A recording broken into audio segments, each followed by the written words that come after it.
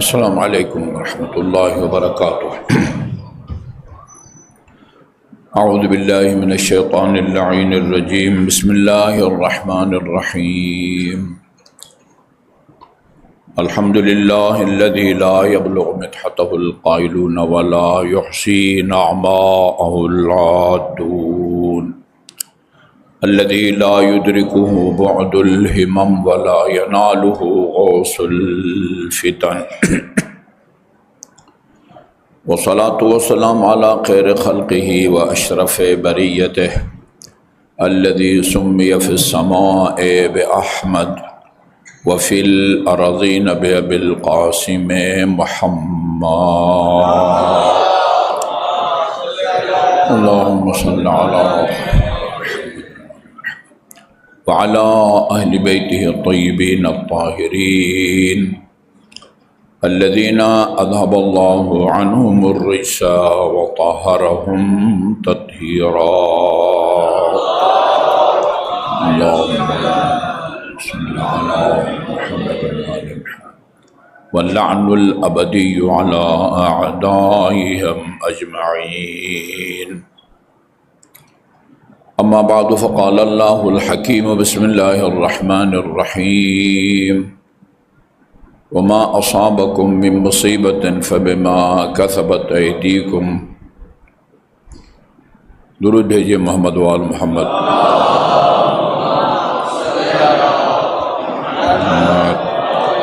وآل محمد۔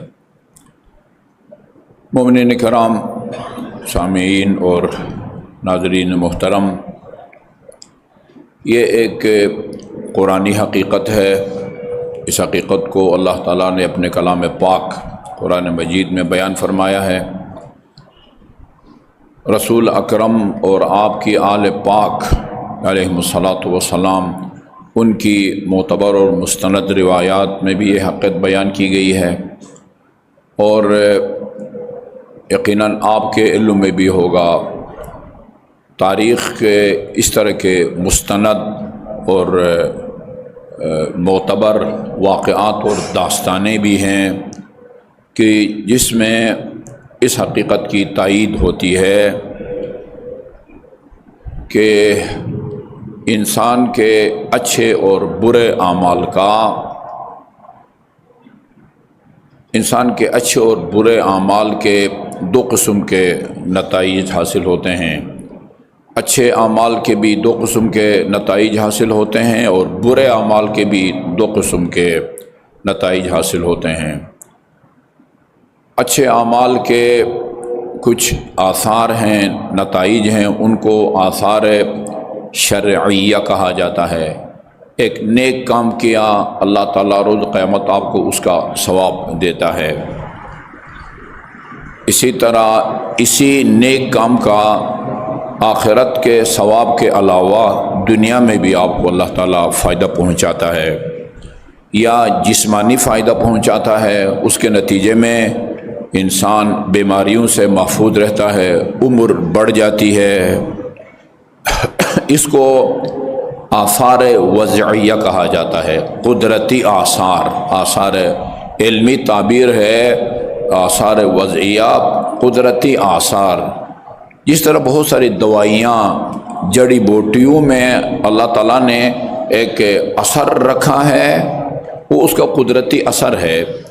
جو بھی جس نیت سے بھی اس جڑی بوٹی کو یا دوائی کو استعمال کرے گا، وہ اپنا اثر دکھائے گا۔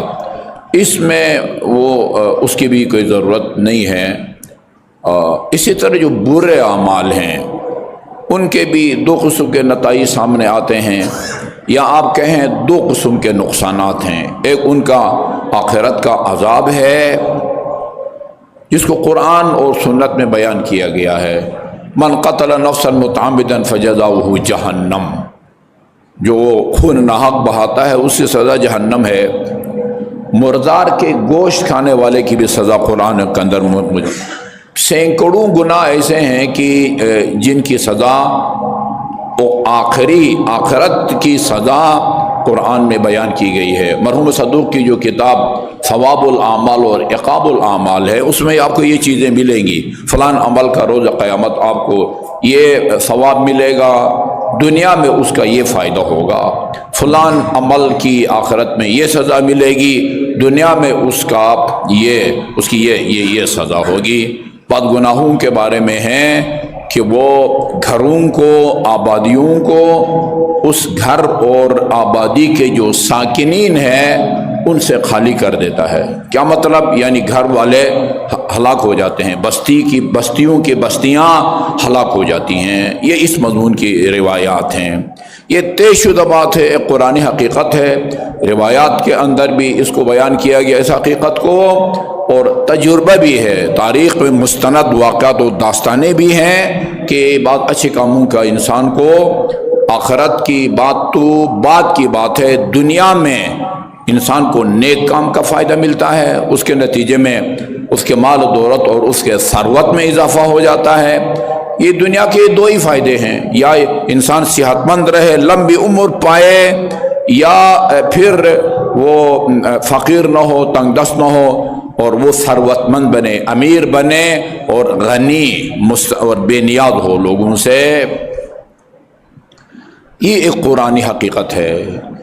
یہ آیت جو میں نے آپ کے سامنے پڑھی ہے، اس میں اللہ تعالیٰ نے یہ بیان فرمایا ہے، ما اصابکم من مصیبت فبما کسبت ایدیکم، اس دنیا میں جو مصیبت بھی تمہارے اوپر نازل ہوتی ہے وہ تمہارے گناہوں کا نتیجہ ہے۔ اچھا، اس کے بعد ہے وَيَعْفُ عَنْ كَثِيرٍ، اور ایسا بھی نہیں ہے کہ جو گناہ بھی تم سے سرزد ہوتا ہے اللہ تعالیٰ اور اس دنیا میں تمہیں سزا دے دے۔ وَيَعْفُ عَنْ كَثِيرٍ، بہت سارے گناہوں کو تو اللہ تعالیٰ معاف فرما دیتا ہے۔ اچھا، کن گناہوں کو کیوں وہ معاف کرتا ہے، یہ ایک الگ باب ہے، یہ ایک الگ باب ہے۔ ہو سکتا ہے بہت سارے گناہ محمد اور آل محمد پر صلوات کے نتیجے میں بخش دیے ہوں اللہ تعالیٰ نے۔ اللہم صلی علی محمد و آل محمد۔ بہت سارے گناہ اللہ اس دنیا میں مصیبت نازل نہیں کرتا، وہ گناہ اللہ تعالیٰ بخش دیتا ہے، یہ آپ کی 5 وقت کی نماز کے نتیجے میں۔ امیر المومنین نے جو مختصر خطبہ ارشاد فرمایا ہے نماز کے بارے میں، عجیب بات ہے کہ اس میں اللہ تعالیٰ نے نماز کی اہمیت کی تائید میں، نماز کی اہمیت کی تائید میں ایک قرآنی آیت کو پیش کیا ہے، دوسرا رسول خدا کے فرمان کو پیش کیا ہے۔ تعہد امر صلاۃ، نماز کا خیال رکھو، وحافظ علیہا، اس کی پابندی کرو، واستغفروا بہا، کثرت سے پڑھا کرو، وتقربوا بہا، اور خدا کا قرب حاصل کرو۔ اس کے بعد اپنے اس فرمان کی تائید میں قرآنی آیت کو پیش کیا، فرمایا اما سمعتم جواب اہل جہنم، کیا تم نے جہنمیوں کا وہ جواب نہیں سنا، حین سئلوا ما سلککم فی سقر قالوا لم نک من المصلین، جب ان سے پوچھا جائے گا کہ، اچھا یہ ایک علمی نکتہ ہے وہ یاد رہے تو بہتر ہے، سئلو یہ ماضی کے لیے آتا ہے، سئلو کا مطلب ہوتا ہے ان سے پوچھا گیا، ابھی تو جہنم آیا نہیں ہے، جہنمی جہنم میں نہیں بھیجے گئے، لیکن یہ لفظ ماضی والا استعمال ہوا، جب ان سے پوچھا گیا کہ تم کو کس گناہ کے نتیجے میں جرم میں جہنم میں ڈال دیا گیا ہے، قالو، ادھر بھی یہی ہے، تو انہوں نے کہا لم نک من المصلین، یہ نہیں فرمایا اما سمعتم جواب اہل جہنم حین یسألون ما سلککم فی سقر قالوا یقولون لم نک من المصلین، وہ یہ نہیں کہیں گے کہ بھئی جب ان سے پوچھا جائے گا کہ تمہیں کس جرم میں جہنم میں ڈالا گیا ہے، وہ کہیں گے الفاظ ماضی والے ہیں، ابھی تو وہ واقعہ ہوا نہیں ہے، وہ جب جہنمی جہنم میں جائیں گے، جنتی جنت میں جائیں گے، تو وہ جنت اور جہنم کا جو محل وقوع ہے نا، محل وقوع لوکیشن، وہ اس طرح کا ہوگا کہ جنتی جہنمیوں کو بھی دیکھ بھی سکیں گے، ان سے بات بھی کر سکیں گے، اور جس عذاب میں وہ مبتلا ہے اس کو بھی دیکھیں گے، اور جہنمی جنتیوں سے بات بھی کر سکیں گے، اور جو نعمتیں خدا کی طرف سے ان کو مل رہی ہے وہ بھی دیکھیں گے، تاکہ وہ جنتی مزید خدا کا شکر ادا کرے کہ میں اس عذاب سے بچا ہوا ہوں، اور جہنمی کو زیادہ سے زیادہ حسرت ہو کہ کاش میں نیک بنتا، مسلمان بنتا، اثناعشری بنتا،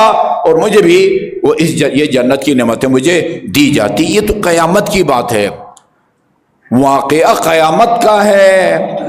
کیوں اللہ تعالیٰ نے ماضی والے الفاظ استعمال کیے ہیں؟ یہ اصول یہ ہے کہ جب ایک واقعہ جس نے مستقبل میں وقوع پذیر ہونا ہو اور وہ 100% یقینی ہو، اس کو اللہ تعالیٰ ماضی کے الفاظ میں بیان کرتا ہے۔ یہ مستقبل میں اتنا اس کا وقوع پذیر ہونا وہ یقینی ہے، گویا وہ واقع ہو چکا ہے، گویا وہ واقع ہو چکا ہے۔ یہ ایک نکتہ ہے کہ اگر کوئی متوجہ ہوتی ہے تو ماضی والے الفاظ ہیں، ابھی تو وہ جہنمی جہنم میں، جنتی جنت میں نہیں گئے، تو بعد میں سوال کیا جائے گا۔ کیوں فرمایا اللہ تعالیٰ نے حین سئلوا، جب ان سے پوچھا گیا، قالوا، تو انہوں نے کہا، ہونا تو یہ چاہیے تھا یقولون، بعد میں وہ کہیں گے، لیکن جنت اور جہنت کی موجودگی، جنتیوں کے جنت میں جانا اور جہنمیوں کے جہنم میں جانا، یہ اتنا یقینی ہے 100% کہ گویا وہ وقوع پذیر ہو چکا ہے۔ اسی طرح قیامت کے بارے میں اذا الشمس کورت واذا النجوم انکدرت واذا البحار سجرت واذا الجبال سیرت، ہاں وہ یاد رکھو اس وقت کو، وہ آسمان کا جو نور ہے، اس سورج کا، وہ چھن جائے گا۔ ترجمہ ہم یہی کریں گے، چھن گیا، ابھی چھنا نہیں ہے، سمندر کو آگ لگ جائے گی، پہاڑ چلنے لگیں گے۔ ہم ترجمہ مستقبل والا کرتے ہیں، لیکن الفاظ یہاں ماضی والے استعمال کیے گئے ہیں۔ کیوں؟ یہ تبدیلیاں اتنی یقینی ہیں، گویا قیامت برپا ہو گئی ہے، سورج کا وہ نور بھی چھن گیا ہے، سمندر کو آگ بھی لگ چکی ہے، اور پہاڑوں نے چلنا شروع بھی کر دیا ہے۔ قالوا لم نکن نصلی، وہ ہم نماز نہیں پڑھتے تھے۔ اس کے بعد اسی خطبے میں پھر رسول خدا کے فرمان کا حوالہ دیا، اسی نماز کی اہمیت کو اجاگر کرنے کی خاطر، وَلَقَدْ شَبَّهَهَا رسول اللہ، رسول خدا نے فرمایا ہے کہ یہ جو 5 وقت کی نماز پڑھتے ہو، یہ اس گرم چشمے کی طرح ہے جو تم میں سے کسی کے گھر کے دروازے پر وہ قدرتی طور پر پھوٹتا ہو، یغتسل منها كل يوم 5 مرات، اور گھر کا مالک دن میں 5 مرتبہ اس گرم پانی سے نہاتا ہو، فما عسى ان يبقى شيء من الدرن، جس کے گھر کے دروازے پر قدرتی طور پر چشمہ پھوٹتا ہو اور دن میں 5 مرتبہ وہ نہاتا ہو نہیں سکتا کہ اس کے جسم پر کوئی میل کچیل باقی رہ جائے۔ اسی طرح فإنها، یہ جو تم 5 وقت کی نماز صاحبان توفیق پڑھتے ہیں، یہ تحط الذنوب حتی الورق، یہ تمہارے گناہوں کو اس طرح جھاڑتی ہے یا گراتی ہے جس طرح موسم خزاں کی سردی درخت کے پتوں کو گراتی ہے۔ وَتُطْلِقُهَا اطلاق الربق، اس کو بھی سن لیجئے، بڑی پیاری مثال دی ہے۔ دل نشین شہروں میں بسنے والے شاید ان کی سمجھ میں نہ آئے، جو دیہاتوں میں رہتے ہیں، مال مویشی جنہوں نے پال رکھا ہے، یہ بعض اوقات اپنے وہ سواریوں کو، گھوڑے کو، بیل کو یا اس طرح کے جانوروں کے گلے میں رسی ڈالتے ہیں اور آزاد جنگل لے جا کے رسی کھول دیتے ہیں تاکہ آزاد جنگل میں چرے، پیٹ بھرے، اور پھر جا کے جب وہ پیٹ بھر لیتا ہے تو اس کو پھر باندھ کے رسی میں لے آتے ہیں۔ یہ 5 وقت کی نماز تمہیں گناہوں کے پھندے سے اس طرح رہائی دلاتی ہے جس طرح وہ مال مویشی کا مالک آزاد جنگل میں لے جا کے اپنے جانور کے گلے سے رسی کو کھول کے اس کو رہا کر دیتا ہے۔ ایک مرتبہ درود بھیجے نا محمد وآل محمد پر، اللہم صلی اللہ محمد وآل محمد۔ وَيَعْفُو عَنْ كَثِيرٍ، ایسا نہیں ہے کہ اللہ تعالیٰ ہر گناہ کی سزا اس دنیا میں کسی نہ کسی مصیبت کی صورت میں دے دے، بہت سارے گناہوں کو تو اللہ بخش دیتا ہے، اسباب مغفرت یا صلوات کے نتیجے میں یا 5 وقت کی نماز کے نتیجے میں۔ بہت سارے گناہان صغیرہ کو اللہ تعالیٰ कबीरत से बचने के नतीजे में बख्शता है। इन तज्तनिबू कबाइर मा तुनहौना अन्हु युकफ्फिरुल्लाहु अन सय्यातिकुम, ये भी कुरानी आयत है ना।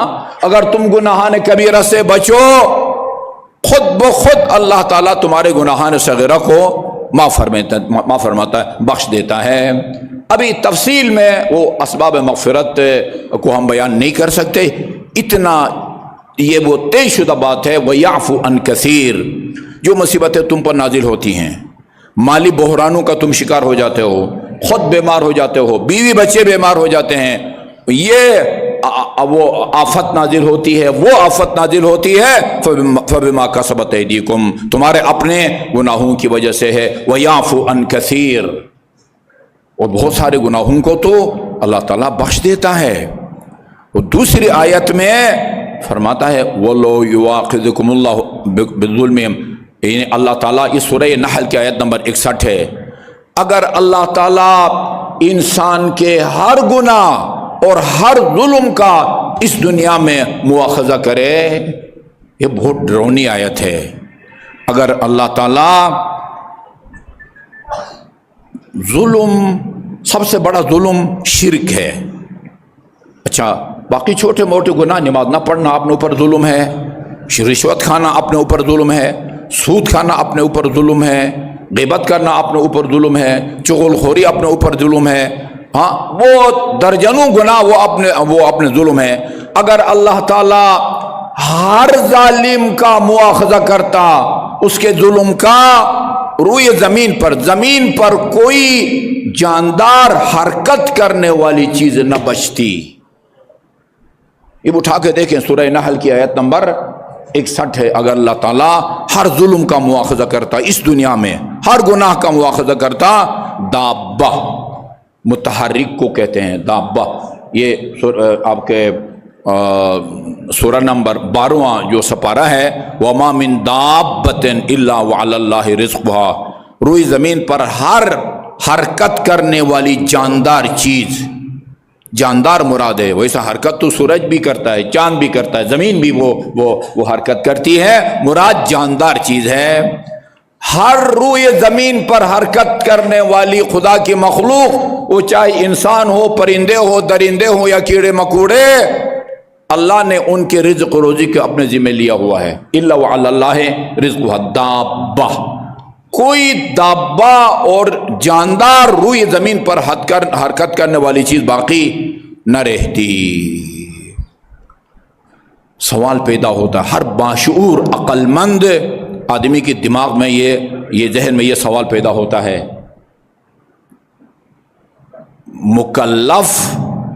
मुकल्लफ यानी जवाबदेह।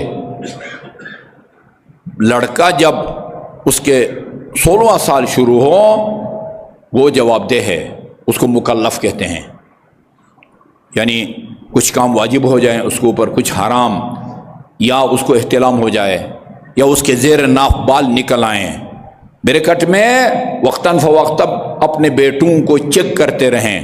आप ये इंतज़ार न करें कि चांद के हिसाब से मेरे बेटे के 15 साल मुकम्मल हो तब रोज़े रखवाऊँ या तब वो नमाज़ें पढ़वाऊँ। वैसा तो है 7 साल का हो तो सख्ती शुरू कर दो नमाज के बारे में, ये रिवायात हैं इमाम मासूम अलैहिस्सलाम की। ये 15 साल के मुकम्मल होने का इंतज़ार न करें। हमारे मुआशरे में 80% से ज़्यादा बच्चे 15 साल मुकम्मल होने से पहले बाकी 2 अलामतों की वजह से बालिग हो जाते हैं। 2 अलामतों को उनको वक्तन फ़वक्तन वो चेक करते रहें। अच्छा जी, हर रूई ज़मीन पर चलने वाली मखलूक और जानदार वो मुकल्लफ नहीं है। ये जितने भी माल मवेशी हैं कोई भी मुकल्लफ नहीं, क्योंकि तकलीफ के लिए खुदा की बारगाह में जवाबदेह होने के लिए अकल शर्त है। अक्लमंद पर कुछ चीज़ें वाजिब होती हैं, अक्लमंद पर कुछ चीज़ें हराम होती है। ये माल मवेशी वो किसी चीज़ का खुदा के बारे में वो जवाबदेह नहीं है, ना उस पर नमाज वाजिब है, ना रोज़ा वाजिब है जी, कुछ भी नहीं है। वो अगर वो किसी के गाड़ी का शीशा तोड़ दे कोई जानवर, या उसके चमन में जाके उसको जो है ना वो पामाल कर दे, हो सकता है मालिक का, वो घोड़े का या जानवर का मालिक जवाबदेह हो, کہ تم نے آزاد اس کو کیوں چھوڑا؟ خود حیوان وہ جواب دہ نہیں ہے، اس کو جواب دہ نہیں ہے۔ اللہ تعالیٰ اسے یہ نہیں فرمایا کہ تم نے کیوں ظلم کیا ہے، پھر کیا مطلب ہے؟ یہ نہیں فرمایا کہ اگر اللہ تعالیٰ ہر ظلم کا مواخذہ کرتا تو کوئی انسان نہ بچتا روئے زمین پر، نہیں، دابہ اس کی 2 تفسیریں کی گئی ہیں، 2 تفسیریں کی گئی ہیں، یہ سمجھ لیجئے، ضروری ہے۔ یہ سوال پیدا ہوتا ہے، دابہ تو ہر متحرک چیز کو کہتے ہیں، انسانوں کو بھی شامل ہے، وہ بھی روئے زمین پر وہ حرکت کرتے ہیں، انسان بھی، مال مویشی، پرندے، کیڑے مکوڑے، یہ سارے دابہ ہیں، روئے زمین پر حرکت کرتے ہیں۔ تو کیا وہ جانوروں کو بھی اللہ تعالیٰ وہ مواخذہ کر سکتا تھا؟ وہ تو عقل نہیں رکھتے، وہ تو جواب دہ نہیں ہے، خدا ان کا محاسبہ اور مواخذہ نہیں کرتا۔ پھر دابہ کا کیا مطلب ہے؟ 2 تفسیریں بیان کی گئی ہیں اس کی۔ ایک ہی انسان کو دابہ کہا گیا ہے، بعض روایات کے مطابق امیر المومنین دابۃ الارض کا مصداق ہے، یعنی تمام انسانوں کو دابہ کہا گیا ہے۔ دوسری تفسیر یہ ہے، یہ بڑی دلچسپ تفسیر ہے، کہ جتنے بھی حیوانات ہیں نا، حیوانات، ان کو اللہ تعالیٰ نے انسان کے لیے مسخر کیا ہے، انسانی مفادات کے لیے مسخر کیا ہے۔ اگر انسان گمراہ ہوگا، انسان ظلم کرے گا، انسان گناہ کرے گا، سارے انسان جب ختم ہو جائیں گے، یہ حیوانات جن کو خدا نے انسان کے لیے پیدا کیا تھا، ان کے وجود کا کوئی فلسفہ باقی نہیں رہتا، لہذا وہ ان کی زندگی کا فلسفہ، ان کے وجود موجودگی کا فلسفہ انسان کا مفاد ہے۔ جب انسان سارے ہلاک ہو جائیں گے، پھر خود بخود وہ حیوانات جن کو انسانوں کے لیے مسخر کیا گیا تھا، ان کے بھی وجود کا کوئی فلسفہ باقی نہیں رہتا۔ وَيَعْفُو عَنْ كَثِيرٍ، یہ بات طے پا چکی ہے۔ اسی طرح ظہر الفساد فی البر والبحر بما کسبت ایدی الناس،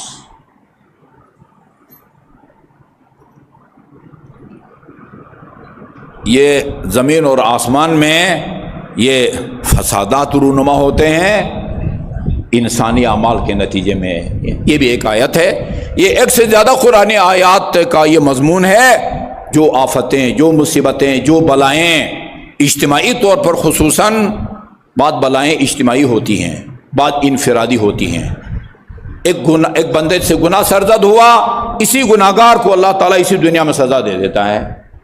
بعض وہ سزائیں اجتماعی ہوتی ہیں، اس کی طرف بھی قرآن میں اشارہ ہے، اتقوا فتنة لا تصیبن الذین ظلموا منکم خاصہ، اس اجتماعی عذاب سے بچو کہ وہ جب عذاب نازل ہوتا ہے تو صرف ظالموں تک محدود نہیں رہتا، وہ ارد گرد کے بے گناہ، خشک اور تر سب کو اپنے لپیٹ میں لے لیتا ہے۔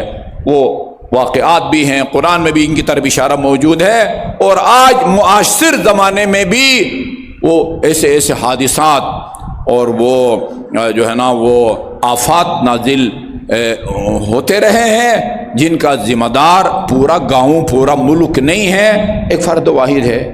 اور جیسے روایات میں جب کسی ملک کا حکمران جھوٹ بولتا ہے، یہ عجیب ہے، جب کسی ملک کا حکمران جھوٹ بولتا ہے وہ ملک خشک سالی کا شکار ہو جاتا ہے۔ یہ روایات میں بارشیں نہیں ہوتی، وہ بیچارے بارانی علاقے کے جو زمیندار ہیں وہ دیکھتے رہتے ہیں کب اللہ تعالیٰ وہ ابر رحمت برساتا ہے۔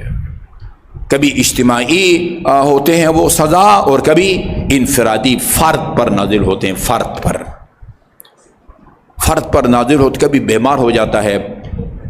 گناہ، یہ باور کرنے والی بات ہے کہ بعض گناہ جان لیوا ثابت ہوتے ہیں، کنفرم 100% جو گناہ جان لیوا ثابت ہوتا ہے وہ قطع رحم ہے، اور 100% جو نیک عمل انسان کی زندگی کو بڑھا دیتا ہے، عمر دراز ہو جاتی ہے، وہ صلہ رحم ہے۔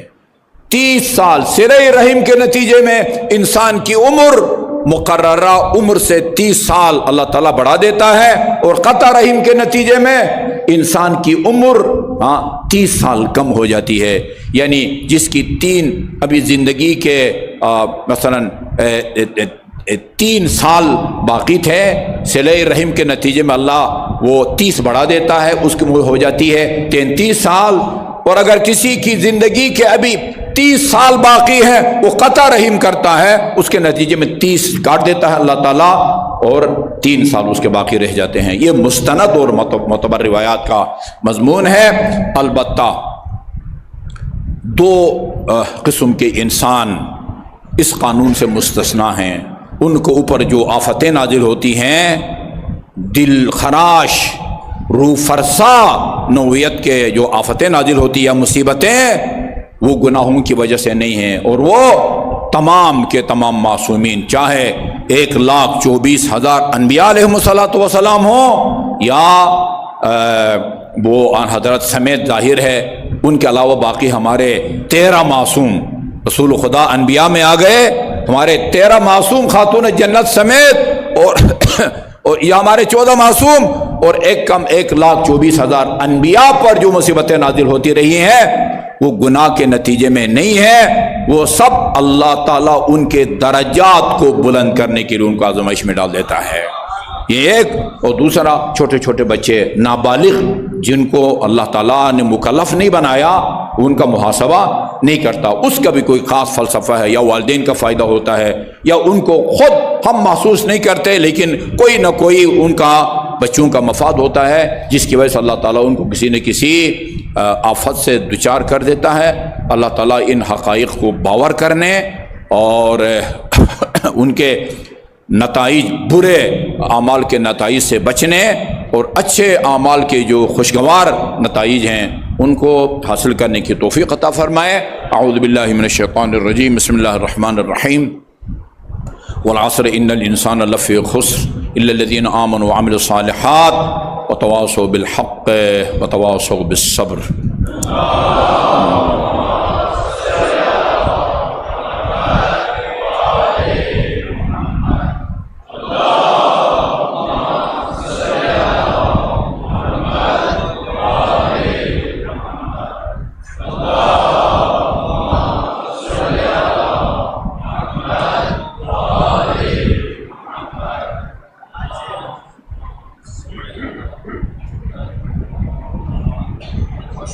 ابوالحسن امام علی ابن موسیٰ رضا آباد بلند صلوات۔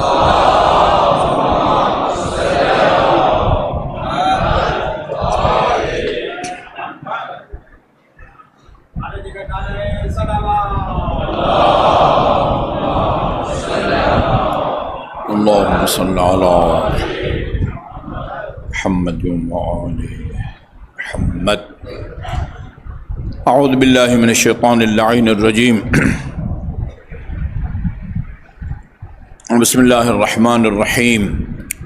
الحمد للہ رب العالمین، والصلاة والسلام علی خیر خلقہ محمد وآلہ الطیبین الطاہرین، ولا سیما علی ابن امہ امیر المؤمنین علی بن ابی طالب علیہ الصلاة والسلام، وعلی ابنتہ الصدیقۃ الطاہرہ فاطمۃ الزہراء سیدت نساء العالمین، وعلی سبطہ الحسن والحسین سیدی شباب اہل الجنہ، وعلی علی بن الحسین زین العابدین، ومحمد بن علی الباقر، وجعفر بن محمد الصادق، وموسى بن جعفر الكاظم، وعلی بن موسى الرضا، ومحمد بن علی التقی، وعلی بن محمد النقی، والحسن بن علی العسکری، والخلف الحجہ، اللہم عجل فرج وساہل مخرجہ، لیملأ الارض قسطا وعدلا کما ملئت ظلما وجورا، واللعن الابدی علی اعدائهم اجمعین۔ اما بعد، فقال اللہ الحکیم، بسم اللہ الرحمن الرحیم، وبشر الصابرین الذین اذا اصابتهم مصیبۃ قالوا انا للہ وانا الیہ راجعون، اولئک علیہم صلوات من ربهم ورحمہ وَأُولَئِكَ هُمُ الْمُهْتَدُونَ۔ یہ جو میں نے آزمائش کا ذکر کیا تھا، کہ دنیا کی آزمائشیں، بعض آزمائشیں علمی زبان میں تکفیری آزمائشیں ہیں۔ یہ ہمارے معاشرے میں آج کل یہ تکفیر یا تکفیری اتنا عام ہو گیا ہے، یعنی ہم کسی مسلمان کو کافر کہنے کو تکفیر کہتے ہیں، اور یہ ہے صحیح تفسیق، یعنی کسی کو فاسق ڈکلیئر کرنا، تکفیر کسی کو کافر جو ہے نا وہ ڈکلیئر کرنا۔ تکفیر آج کل اس معنی میں استعمال ہو رہا ہے۔ قرآن میں وہ تکفیر گناہوں کو معاف کرنے کے معنی میں استعمال ہوا ہے۔ یہ میں نے آیت سنائی آپ کو، ان تجتنبوا کبائر ما تنہون عنہ، اگر آپ بڑے بڑے گناہوں سے اجتناب کریں گے، پرہیز کریں گے، یکفر اللہ عن سیئاتکم۔ یکفرو یہ مضارع کا لفظ ہے، اس کا جو مصدر ہے وہ تکفیر ہے۔ تکفیر یعنی نہیں کہتے گناہوں کا کفارہ، گناہوں کا کفارہ وہ وہاں کفارہ وہ کفر سے نہیں ہے۔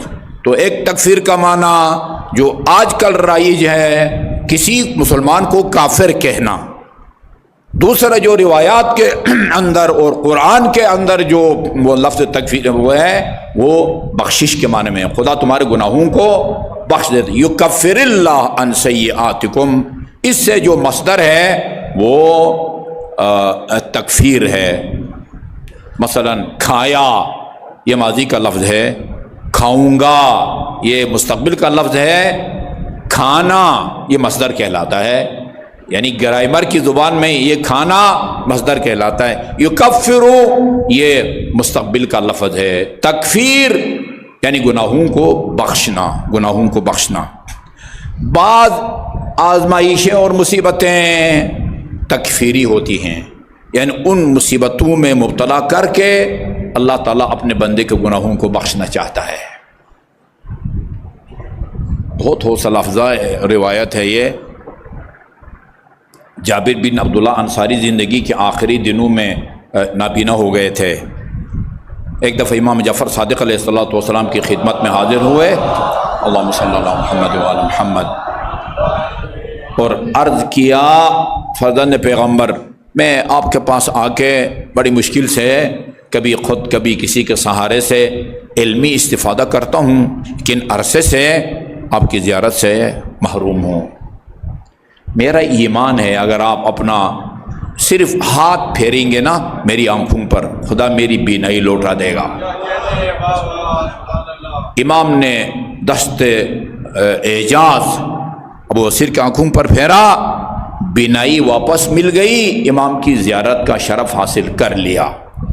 اس کے بعد امام نے اس کو دو آپ کے رائج زبان میں آپشن دیے، کہا کہ تو روز قیامت اگر اور لوگوں کی طرح اپنا لمبا چوڑا حساب کتاب دینے کا حوصلہ رکھتا ہے تو یہ بینائی تیرے پاس رہے گی، تا حیات یہ نظر بینائی تیرے پاس رہے گی، اور اگر تو یہ چاہتا ہے کہ روز قیامت بغیر کسی حساب کتاب کے ہمارے جوار میں تجھے جگہ ملے تو پھر یہ تا حیات تجھے نابینا رہنا ہوگا۔ بولو ہاں، بینائی چاہیے اور پھر حساب کتاب، یا نابینا رہنا برداشت کرو گے اور بغیر کسی حساب کتاب کے روز قیامت ہمارے جوار میں مقام حاصل کرو گے؟ فرمایا مجھے بینائی نہیں چاہیے، وہاں کا حساب کتاب کا میں متحمل نہیں ہو سکتا، ہاں میں کمزور ہوں، مجھے آپ کے جوار میں مقام چاہیے۔ کیوں ایسا ہوتا ہے؟ یہ بہت ساری روایات کا مضمون ہے۔ لمبی اور طویل جسمانی امراض کے نتیجے میں انسان گناہوں سے پاک ہو جاتا ہے۔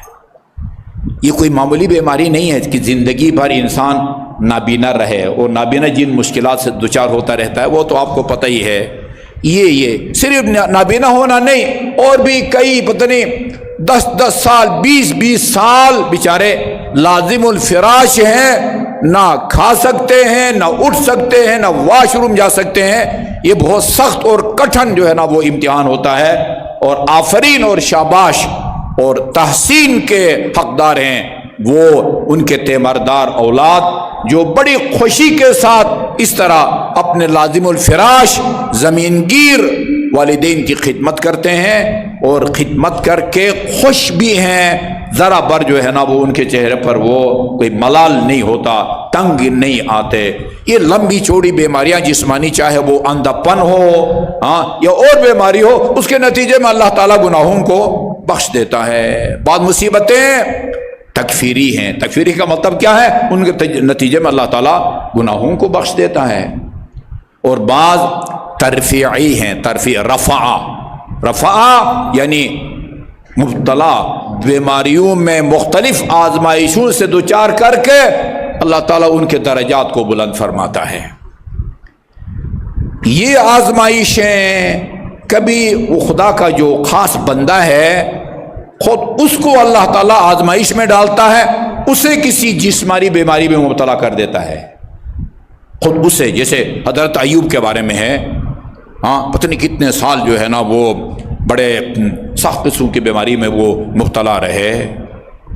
بعض اوقات دوسرے بیوی بچوں کی بیماریوں کے نتیجے میں، حضرت ابراہیم کے بارے میں ہے نا، اذ ابتلی ابراہیم ربہ بکلمات فاتمہن قال انی جاعلک للناس اماما۔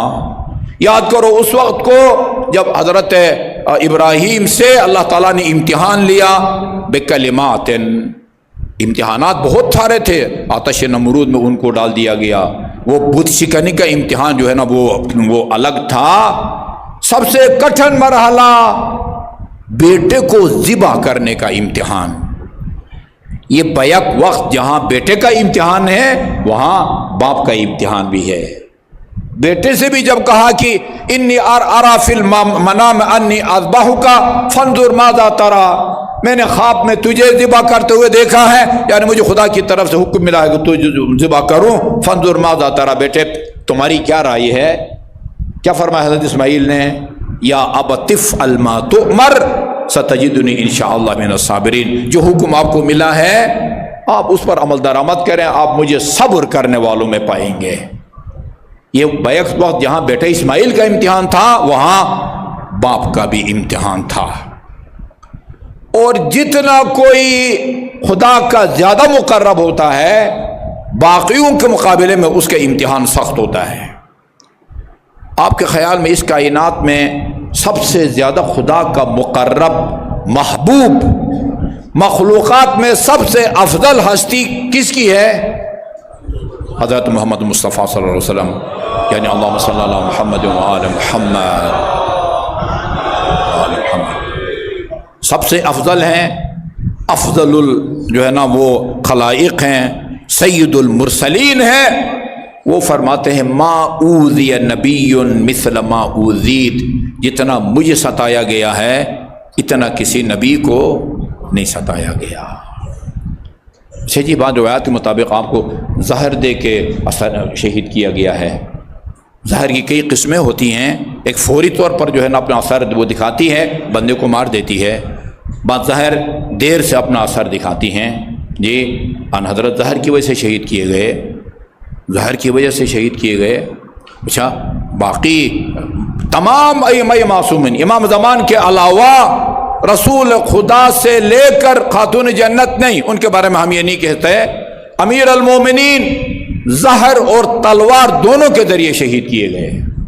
امام حسن زہر دے کے شہید کیے، امام حسین نہیں، تلواروں کے شہید کیے گئے۔ اس کے بعد امام زین العابدین سے لے کر امام حسن عسکری تک یہ سب کے سب وہ زہر دے کے شہید کیے گئے۔ اچھا جی، کس نبی کو آرے سے چیرا گیا؟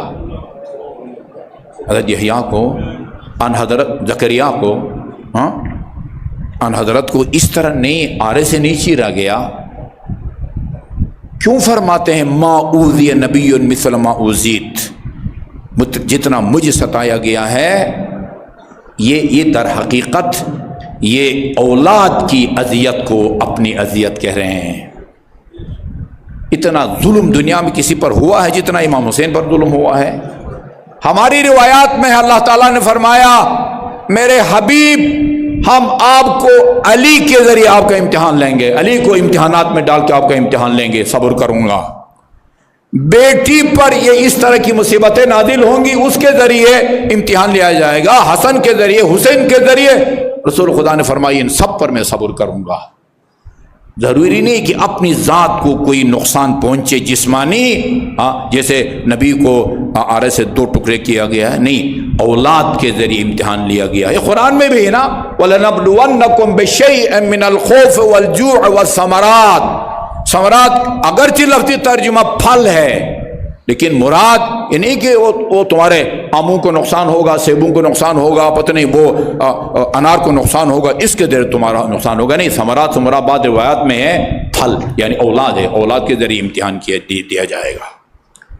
ان حضرت کا امتحان لیا گیا ہے اپنی اولاد کے ذریعے، چونکہ ایام اضحیٰ ہیں، اور پھر آپ یہ دیکھ رہے ہیں کہ عزاداری کے نام سے، عزاداری کے خلاف مختلف بہانوں سے مختلف جوازوں کو یعنی باتوں کو جواز بنا کے عزاداری کی راہ میں رکاوٹیں کھڑی کی جا رہی ہیں۔ نواسے پیغمبر پر رونے کو بدعت قرار دیا جا رہا ہے۔ یہ چکوال میں وہ FIR کٹی ہے کچھ مومنین پر، ان کا جرم کیا ہے؟ وہ مکے میں مجھے ایک وکیل نے اپنے واٹس ایپ پر جو ہے نا FIR کی وہ کاپی وہ پڑھائی۔ بھئی وہ ہمارا معاہدہ ہوا تھا شیعوں کے ساتھ کہ وہ اپنی مسجد میں صرف نماز پڑھیں گے، ادھر اور کچھ نہیں کریں گے۔ ادھر انہوں نے عزاداری کی ہے، نوحہ خانی کی ہے، اور نوحہ خانی کر کے مسجد کی توہین کی ہے، لہذا ان پر FIR کاٹ دی گئی ہے۔ یہ تو مسجد کی توہین ہے۔ میں ابھی آپ کو سناتا ہوں کہ یہ وہ عمل ہے مسجد میں عزاداری جو رسول خدا نے کی ہے، رسول خدا نے۔ یہ مناقب خوارزمی کی عبارت میں آپ کو پڑھ کے سناتا ہوں۔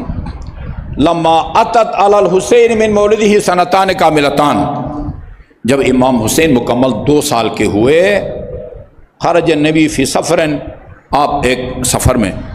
اس سے پہلے ایک اور روایت ہے، اس کو میں حذف کر رہا ہوں اس خوف سے کہ شاید وہ وقت زیادہ لگے۔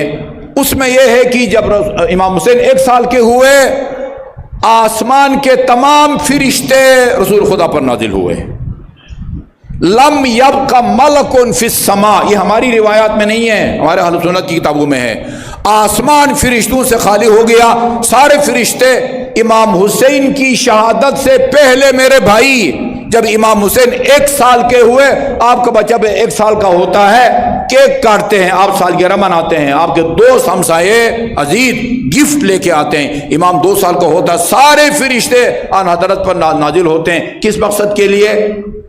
لیعزی ہے، تعزیت پیش کرنے کے لیے، تسلیت پیش کرنے کے لیے، اور یہ بتانے کے لیے کہ اس ظلم و ستم کے نتیجے میں اللہ تعالیٰ آپ کے فرزند کو کتنا اجر عطا فرمائے گا، اس سے آگاہ کرنے کے لیے۔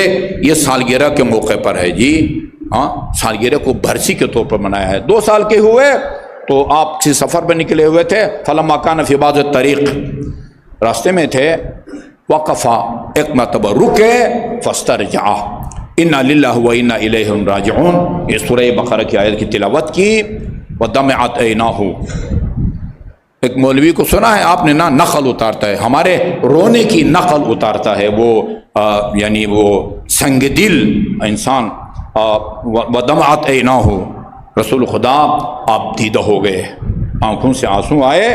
فسئل عن ذلک، آپ کے ہمراہ ہم سفر جو صحابہ کرام تھے، انہوں نے آپ سے پوچھا کہ یا رسول اللہ، ایک تو آپ نے انا للہ و انا الیہ راجعون کی تلاوت کی ہے، اور پھر آپ رو پڑے، کیا وجہ ہے؟ فرمایا ھذا جبرائیل، یہ ابھی جبرائیل آیا ہے، مجھے ایک ایسی سرزمین کے بارے میں خبر دے رہا ہے جو فرات کے ساحل پر ہے، اس کا نام کربلا ہے، اس میں میری بیٹی فاطمہ کا بیٹا حسین کو قتل کیا جائے گا۔ فقیل ومن یقتلہ یا رسول اللہ، وہ کون شقی ہوگا جو آپ کے نواسے کو، بیٹی کی بیٹے حسین کو قتل کرے گا؟ فرمایا رجل یقال لہ یزید، ایک شخص ہوگا جس کا نام یزید ہوگا، لا بارک اللہ فی نفسی، خدا اس کو ہر قسم کی برکتوں سے محروم کرے۔ اور اس کے بعد فرمایا کانی انظر الی منصرفی مدفنی فیہا، میں گویا ابھی اپنی آنکھوں سے وہ میرے نواسے کا انجام اور اس کی دفن کی جگہ کو ابھی میں اپنی آنکھوں سے دیکھ رہا ہوں۔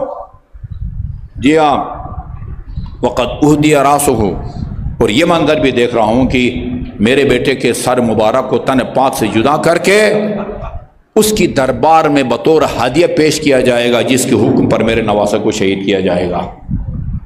واللہ ما ينظر احد الى راس ولدی، خدا کی قسم جو بھی میرے نواسے کے سر مبارک کو دیکھے گا اور خوشی محسوس کرے گا، اس کی شہادتین کے مضمون اور اس کے دل کے عقیدے میں اختلاف ہوگا۔ کیا مطلب ہے؟ زبان سے تو کہے گا لا الہ الا اللہ محمد رسول اللہ، لیکن جو میرے نواسے کے سر مبارک کو دیکھ کے خوشی کا اظہار کرے وہ در حقیقت مسلمان نہیں ہے۔ شہادتین کا مضمون اس کے دل کے عقیدے سے مختلف ہے۔ ثم قال، پھر یہ راستے میں پیش آیا جبرائیل، کبھی حضر میں گھر پہ اور کبھی سفر میں، جب بھی یعنی وقت کا تقاضا ہوتا تو وہ نازل فرماتے تھے، نزول فرماتے تھے۔ پھر مدینے واپس آئے اس سفر سے مغمورہ، بڑے غمزدہ، فصعد المنبر۔ ابھی دیکھیں ابھی یہ رسول خدا کیا کرتے ہیں اور ہم کیا کرتے ہیں، اور دنیا ہمارے کام پر کیا تبصرہ کرتی ہے۔ فخطبہ، خطبہ دیا، واضح و نصیحت کی، اور والحسین بین یدیہ مع الحسن، اس دوران حسن اور حسین بھی دونوں سامنے بیٹھے ہوئے تھے۔ فلما فرغ من خطبتہ، جب خطبے سے فارغ ہوئے، وضع یدہ الیمنی علی راس الحسین، اپنا دایاں ہاتھ حسین کے سر پر رکھا، ورفع راسہ الی السماء، اور آسمان کی طرف آپ نے اپنا سر بلند کیا۔ اللہم انی محمد عبدک و نبیک، خدایا میں محمد ہوں، تیرا بندہ اور تیرا میں نبی ہوں۔ وَهَذَانِ أَطَائِبُ عِطْرَتِي، یہ میری پاک اور پاکیزہ اولاد ہے۔ دیا وَمَنْ أُخْلِفُهُ مَا فِي أُمَّتِي، ان کو میں اپنی امت میں اپنے بعد یوں سمجھی کہ بطور امانت چھوڑے جا رہا ہوں۔ اللہم قد اخبرنی جبرائیل، پالنے والے ابھی اسی سفر میں جبرائیل امین نے مجھے خبر دی ہے، بِأَنَّ وَلَدِي هَذَا مَقْتُولٌ مَخْذُولٌ، میرے بیٹے کو شہید کیا جائے گا بڑی تنہائی میں، بے بسی میں۔ اللہم فبارک فی قتل، خدایا میرے نواسے کی قبر کو، قتل کو، شہادت کو بابرکت قرار دے۔ وَاجْعَلْهُ مِنْ سَادَاتِ الشُّهَدَاء، اور میرے نواسے کو شہداء کے سرداروں میں سے قرار دے، شہداء کے سرداروں میں سے قرار دے۔ انک علی کل شیء قدیر، اللہم لا تبارک فی قاتلہ و خاذلہ، خدایا میرے بیٹے کے قاتل کو ہر قسم کی برکتوں سے محروم فرما۔ اس کے بعد یہ جملہ ہے فَزَجَّ النَّاسُ فِي الْمَسْجِدِ بِالْبُكَاءِ، مسجد النبی کوئی عام مسجد نہیں ہے، مسجد النبی ہے، اور رسول خدا منبر پر بیٹھ کے زندہ نواسوں کو سامنے بٹھا کے ان کے مصائب پڑھ رہے ہیں، اور سامنے کون بیٹھے ہیں؟ صحابہ کرام بیٹھے ہیں، نہ کوئی یہود و نصارہ نہیں بیٹھے۔ فَزَجَّ النَّاسُ بِالْبُكَاءِ، رونے کی، لوگوں کے رونے کی آوازیں بلند ہوتی ہیں۔ فقال، اسی وقت رسول خدا نے فرمایا ابھی تو رو رہے ہو لیکن بر وقت میرے نواسے کی تم مدد نصرت نہیں کرو گے۔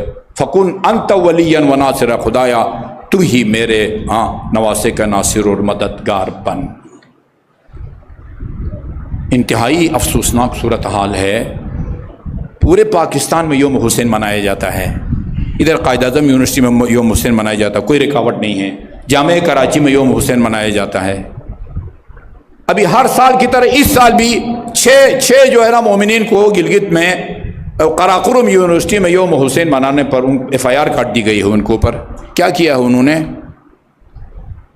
یوم حسین میں وہ کیا کرتے ہیں؟ حسین کے فضائل بیان کرتے ہیں، حسین کے مصائب کو بیان کرتے ہیں، جس طرح رسول خدا صلی اللہ علیہ وسلم نے بیان کیے ہیں۔ یہ کون سا جرم ہے میرے بھائی؟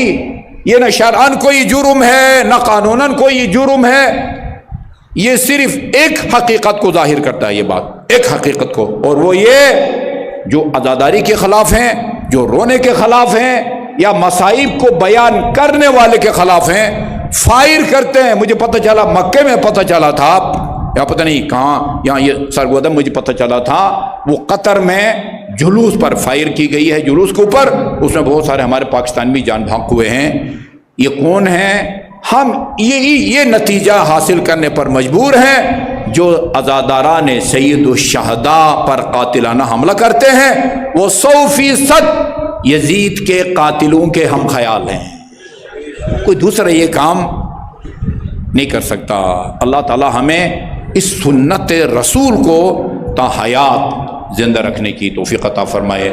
رسول کی بھی سنت ہے اور ہمارے 12 کے 12 اماموں کی بھی یہ سنت ہے کہ مظلوم کربلا کی آپ یاد کو زندہ رکھو، فضائل پڑھو، مصائب پڑھو، اور ان پر ہونے والے مصائب سے دنیا والوں کو آگاہ کرو۔ اعوذ باللہ من الشیطان اللعین الرجیم، بسم اللہ۔